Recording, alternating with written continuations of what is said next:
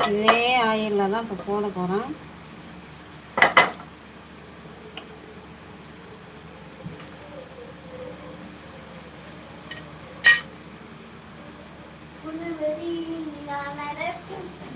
எங்கள் தம்பி விதவிதமாக வார்த்தைகள் கண்டுபிடிச்சி பாட்டு பாடிக்கிட்டு இருக்கான்.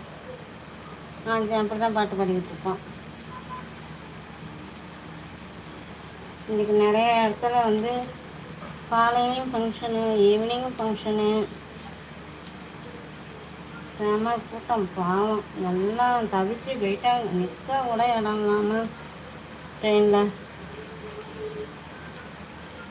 ஒரே அழுத்து தான். அழுத்திட்டு அப்படியே எடுத்து போட்டுற வேண்டியதான். எண்ணெயில் போட்டோம் வடை போட்டோம்னா எப்படி இருக்குன்னு தெரியல. அதையும் ட்ரை பண்ணி பார்ப்போம். பாப்பா சொன்னிச்சு கொஞ்சம் வந்து கட்லட் போட்டுட்டு கொஞ்சம் வடை மாதிரி போடுமா, சட்னி வச்சு சாப்பிட்டு போணுச்சு.